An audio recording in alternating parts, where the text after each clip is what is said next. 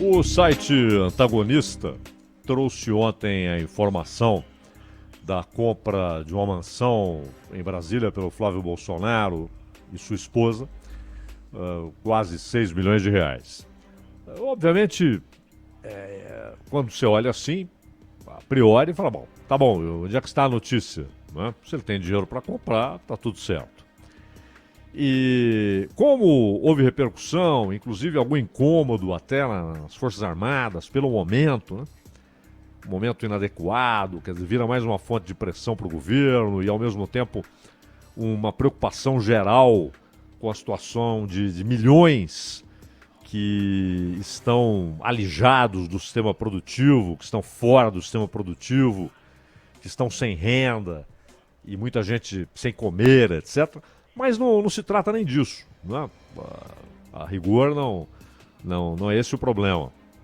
E a Folha de São Paulo, inclusive numa coluna da Juliana Dalpiva, diz que a explicação do Flávio de que vendeu imóveis no Rio para comprar essa casa, mas segundo a Juliana Dalpiva, os dois imóveis do senador no Rio continuam no nome dele e da mulher dele.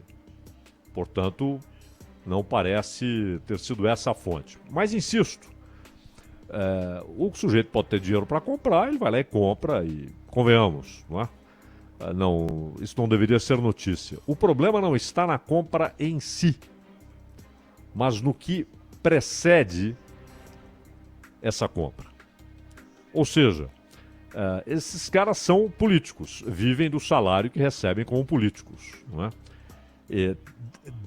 Obrigatoriamente declaram a cada eleição da qual participam, sempre que buscam um cargo eletivo, sempre que se candidatam, informam a sua declaração de renda, os seus bens, etc.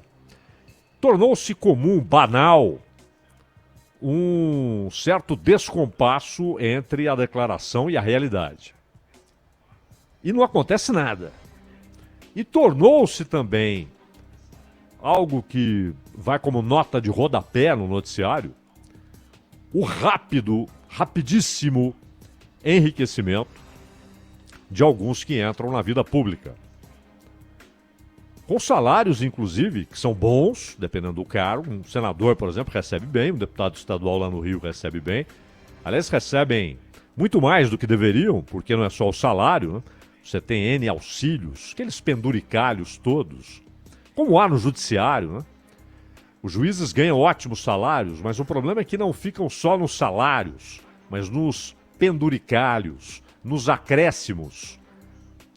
E muitas vezes um salário que não poderia passar de 39 mil, facilmente bate na casa dos 100 mil. Exatamente por esses penduricalhos. No Ministério Público, no Judiciário e também no Legislativo e no Executivo. No Executivo, os penduricalhos são menores, tanto que há uma reclamação da dificuldade de convencer determinadas pessoas a aceitarem um cargo no governo, porque na iniciativa privada elas ganham muito mais. O fato é que ainda que o sujeito ganhe um salário para os padrões brasileiros altíssimo, 35 mil, é bom lembrar que o Brasil é um país de salários tão baixos, na média ganhamos tão pouco, que um sujeito que ganha 5 mil reais, ele entra na faixa dos 10% mais ricos, sendo que nem rico ele é, não é? Ele tem um salário ali para ficar torcendo que o mês acabe logo para chegar o próximo salário e dá-lhe cheque especial e compra a prazo.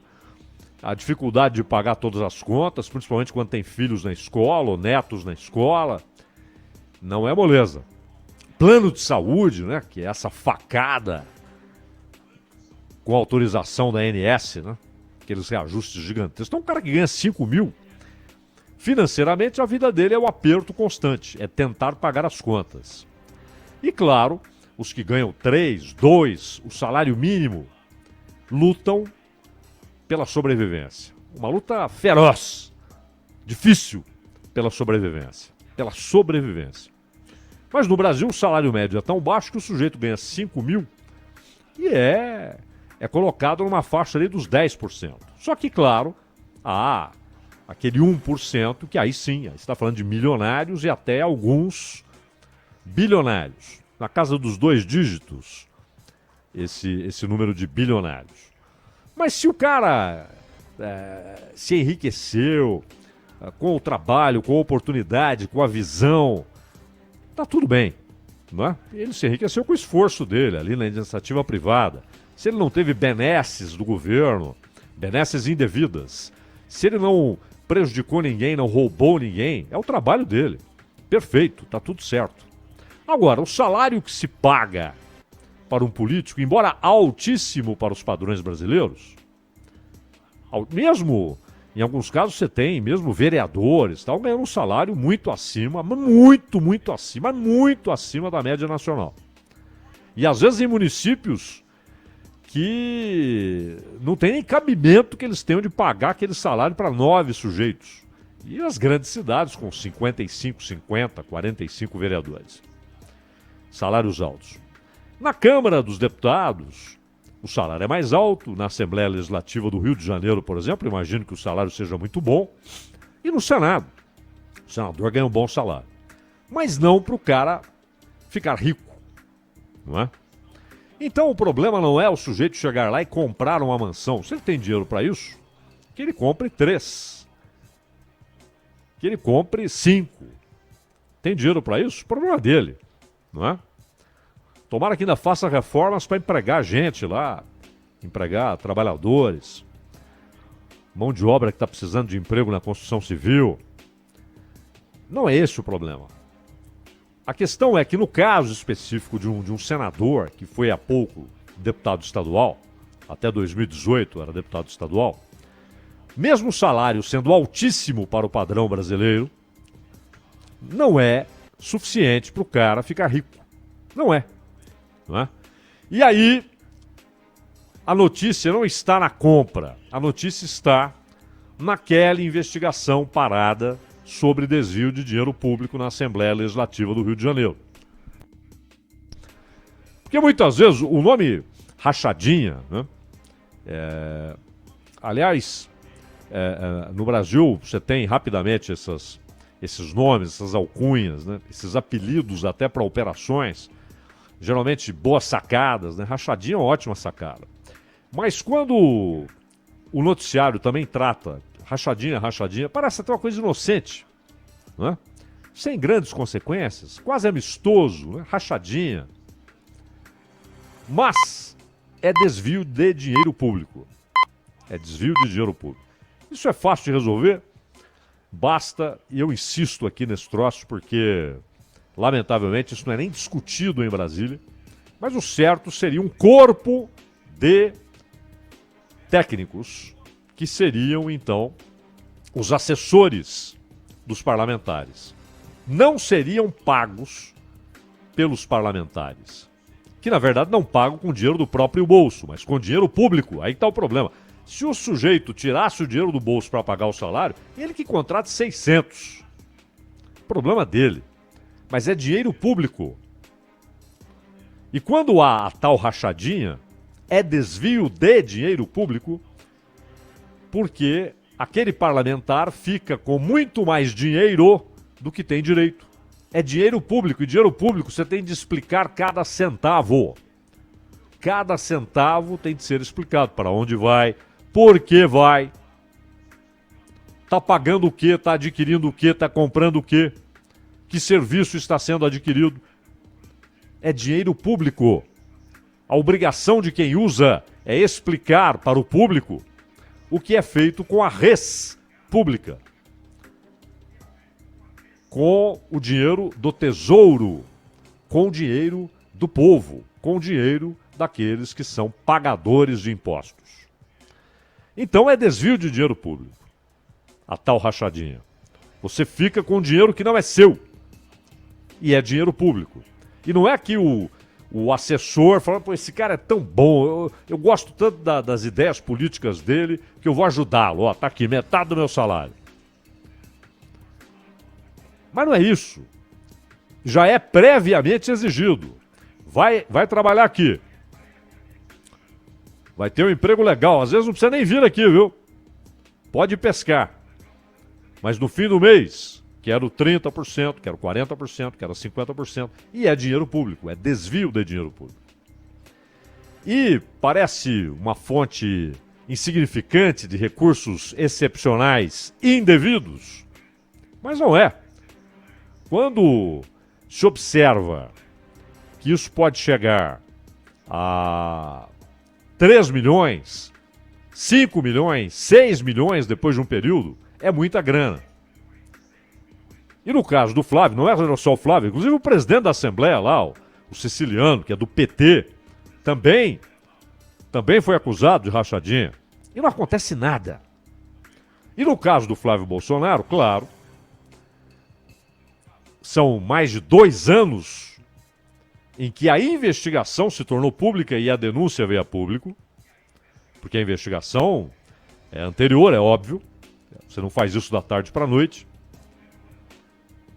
Houve um problema, é verdade, quando a polícia entendeu que o caso deveria ser arquivado e o judiciário respondeu positivamente, porém, um juiz, o Flávio Itabaiana, decidiu que não, que havia indícios claríssimos e mandou tocar a investigação. É aí que veio a história de que dados foram obtidos sem uma motivação, sem pedido dos procuradores. O juiz autorizou algo que não havia sido solicitado. Esse foi o problema agora no STJ. Outra investigação pode ser feita? Pode. Mas tudo isso já poderia ter acontecido. O Supremo simplesmente não consegue dizer onde o caso deve ser julgado. Se é no próprio Supremo. Não, é no Rio de Janeiro. O Flávio Itabaiana tem autoridade ou não tem autoridade neste caso? Ele é competente, no sentido jurídico, né? Não de qualidade profissional, para julgar esse caso ou não é da competência dele? Essa banalidade o Supremo não consegue resolver. Banalidade porque é simples. Basta olhar. Bom, qual era a situação dele? O que o Supremo já decidiu? Onde o cara estava no momento do crime denunciado, do suposto crime. Ele fazia o quê? Ele era deputado estadual. Ele não era senador ainda. Então, vai ser julgado lá. Não. Ele tornou-se senador, ele emendou praticamente um mandato com outro, então era no Supremo. Eles não conseguem resolver isso. Mas não é uma demora de um mês. São mais de 2 anos. Também teve a interferência do senhor Toffoli, quando presidiu o STF, que parou tudo. Atacou, aliás, a possibilidade do Ministério Público, do Judiciário, da Polícia contarem com informações do COAF. O governo, que mudou o nome do COAF, voltou a ser COAF, tirou do Sérgio Moro, quando o Sérgio Moro era ministro da Justiça, e havia uma promessa de que ele teria o controle do COAF. Havia uma promessa. E depois tiraram. E por fim, o próprio Gilmar Mendes, que ficou ali sobre o processo um tempão, e eles não resolvem isto. Inclusive, há pouco o Gilmar decidiu, para tudo, não pode julgar nada enquanto nós não decidirmos onde deve ser julgado. Então decidam!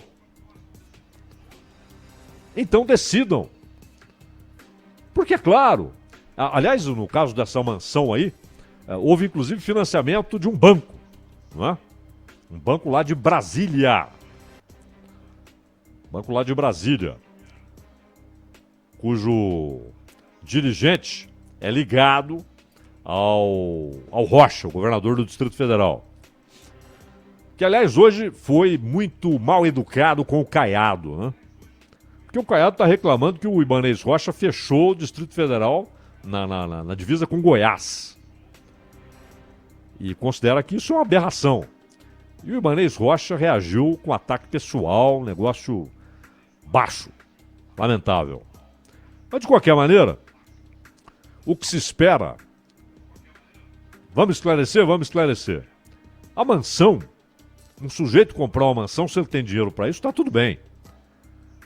Colocou lá, foi no cartório? Foi no cartório, foi inclusive numa cidade satélite, registrou a compra. Pagou o valor que estava anunciado pela imobiliária, quer dizer, não teve abatimento, embora os corretores acreditem que a mansão valha mais do que aquilo, então pode até revender muito bem, isso é outro problema. Aproveitou a ocasião, o dono estava desesperado para vender, não conseguia vender pelo preço lá em cima, colocou um pouco abaixo e vendeu. Tá tudo bem, é mercado. O problema não é a compra em si, mas o que a precede. O que permitiu o enriquecimento rápido com salário que não permitiria o enriquecimento rápido. E aí a conclusão do caso Rachadinha pode ser, pelo judiciário, Flávio Bolsonaro e Queiroz são inocentes. Assunto encerrado. Vão para casa. Não há base suficiente na denúncia. Assunto arquivado. Caso arquivado. Ou então, não, são culpados. Só que não há menor perspectiva de quando isso vai acontecer, de quando o judiciário vai dizer está arquivado, ou é inocente, ou é culpado. Porque não anda. E é impressionante como o Supremo tem a ver com o fato de não andar. Paralisou o caso. Paralisou vários casos. Né? Falávamos aqui ontem o Gedel. Quando é que alguém vai dizer de quem é aquela grana, aqueles 51 milhões? E o caso do Aécio?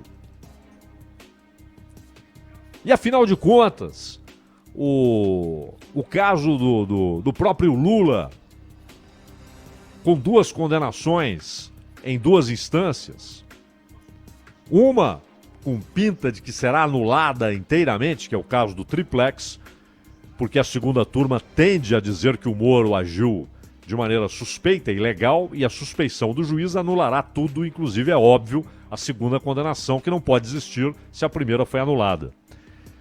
Mas a dúvida é o quanto isso vai irradiar para o caso Sítio de Atibaia, que também tem condenação em 2 instâncias. O Lula foi condenado em 2 instâncias no caso do Sítio de Atibaia.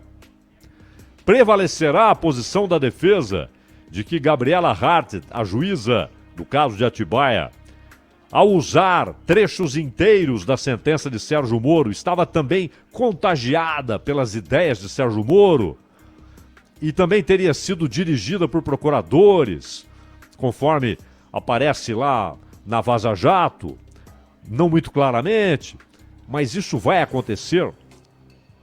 O problema é a demora. A demora. A espera do momento propício. E nada acontece. E muitas vezes, veja o caso aí do Rodoanel em São Paulo. Aconteceu o quê? Aquela explosão de denúncias, né? Metrô, Rodoanel. Aconteceu o quê? Nada.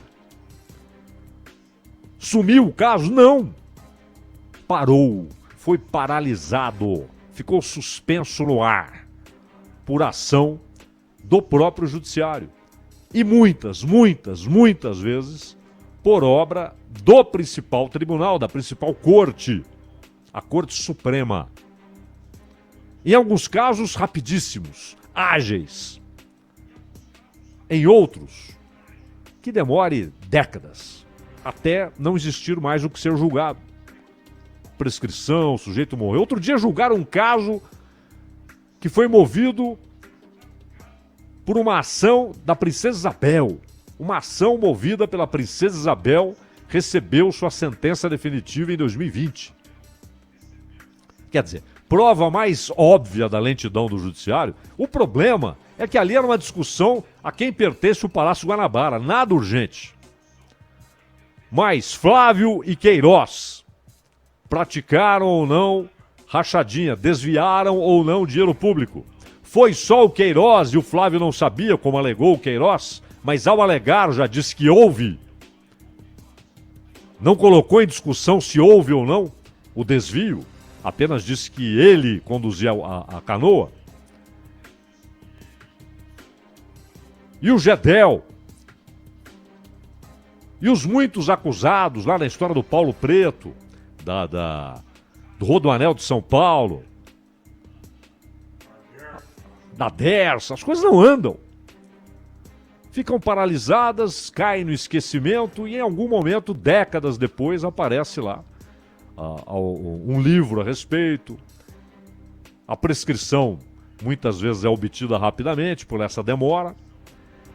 Então, o problema não é nem a compra em si da mansão, mas a paralisação da investigação, do avanço no processo pelo próprio judiciário e muitas vezes pelo próprio Supremo. E eu falei que ia falar de Argentina, mas não vai dar tempo, só para dizer que aqui a gente fala muito, tem falado muito nos últimos anos em judicialização da política e em politização do judiciário. Pois foram estas as expressões usadas pelo Alberto Fernandes ao propor uma reforma no judiciário da Argentina que, eu não tenho dúvidas, vai piorar muito a capacidade de fazer justiça do Poder Judiciário na Argentina. Inclusive quer colocar o parlamento como uma espécie de revisor, de tutor, de vigia do judiciário. Mas garantiu candidamente que não tem nada a ver com os casos, com as denúncias contra a vice-presidente, ex-presidente Cristina Kirchner, hoje vice do Alberto Fernandes. Enfim, é uma mistura de demagogia, sistema de castas, autoproteção, tanto na Argentina quanto no Brasil, minha cara Bruna Barbosa.